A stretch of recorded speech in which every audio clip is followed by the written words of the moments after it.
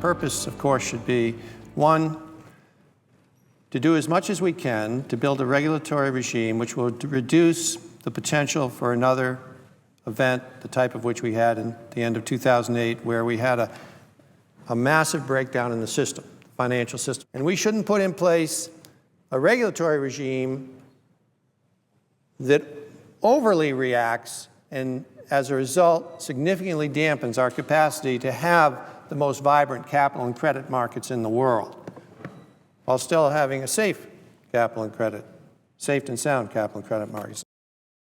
My good friend from New Hampshire, my colleague across the Connecticut River, apparently does not have a problem with the issue that the largest financial institutions in this country that we bailed out because of their recklessness, greed, and illegal behavior have since the bailout become even larger.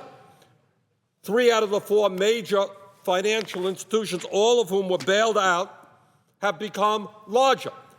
And no matter what anybody tells you, when one of these institutions is about to tip over and take a good part of the economy with them, despite the rhetoric today, people are going to be bailing them out because you're going to lose millions of jobs if you don't.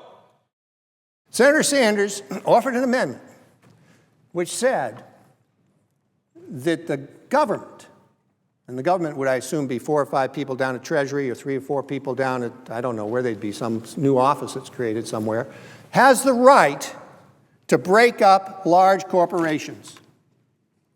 Didn't say break up large corporations which had problems, which had overextended themselves, which everybody agrees should happen.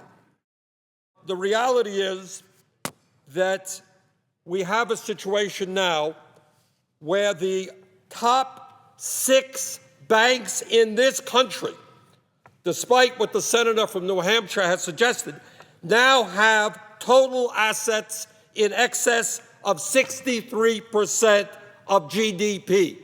We're talking over $7 trillion. Now, when you have 6 institutions with 63% of total assets compared to GDP, I think you've got a problem. And you've got a problem for 2 reasons. Number one, you have a problem in terms of taxpayer liability and the fact that we will once again have to bail these behemoths out. But second of all, as Teddy Roosevelt told us 100+ years ago, it's time to break these guys up because they have incredible concentration of ownership over our entire economy. It is incomprehensible that a nation which is has become as strong and as vibrant as we have by promoting a market economy would decide to go down this route, which is the antithesis of a market economy. But that's where we are. That's what's happened here. And that's the direction we're going in. It is incomprehensible to me that the senator from New Hampshire can be comfortable as a conservative, doesn't like big government, but apparently doesn't mind huge financial institutions.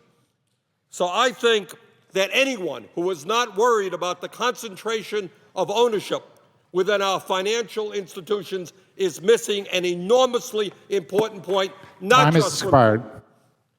just from too big to fail, but economic concentration of ownership.